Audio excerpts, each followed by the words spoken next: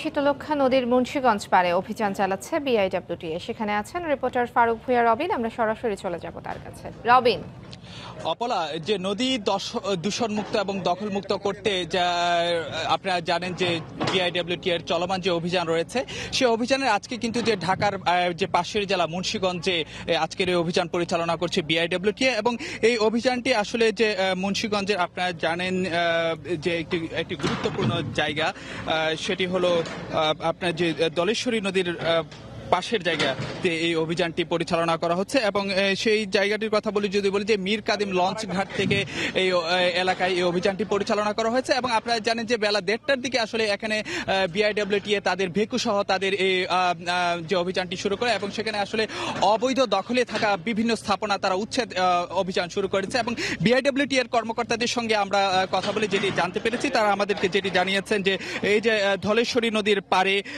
আপনারা জানেন যে মীর কাদিম লঞ্চ ঘাট থেকে মুন্সিগঞ্জ লঞ্চ ঘাট পর্যন্ত এই যে এই পাশটিতে আসলে যে 150টির মতন জায়গা অবৈধ দখলে রয়েছে বলে, অবৈধ স্থাপনা রয়েছে বলে বিআইডব্লিউ কর্মকর্তারা তারা চিহ্নিত করেছেন। এবং তারা আসলে যে এলাকাটি থেকে এই অভিযানটি পরিচালনা করেছেন সেটি হলো যে কাঠপট্টি এলাকা, এবং সেই কাঠপট্টি এলাকা থেকে যে আপনার মীর কাদিম যে লঞ্চ ঘাট এলাকা পর্যন্ত সেখানে যে প্রায় 80টির বেশি অবৈধ ছোট বড় স্থাপনা তারা রয়েছে, এবং সেটি আসলে তারা তাদের উচ্ছেদ অভিযানটি পরিচালনা করছেন। এবং আপনাকে যদি একটি বিষয় এখানে জানাতে চাই যে এখানে আমরা যেটি দেখছি যে এই যে নদীর জায়গা দখল করে বিভিন্ন যে অসাধু ব্যক্তি তারা এখানে কাঠের ব্যবসা করে আসছেন দীর্ঘদিন যাবৎ, এবং তারা আসলে এখানে যে চালকল তারা পরিচালনা করে আসছেন। তো বিআইডব্লিউটি কর্মকর্তারা তারা আমাদেরকে যেটি জানিয়েছেন যে এই যে নদীর জায়গা সেটি আসলে দখলমুক্ত করে, এবং তারা আসলে যে নদীর জায়গা নদীকে আবার তারা ফিরে দিতেছেন। এবং বিআইডব্লিউটি কর্মকর্তারা তারা আসলে যেটি জানিয়েছে যে আজকে আসলে সারাদিন ব্যাপী বিকেল পর্যন্ত তাদের এই অভিযান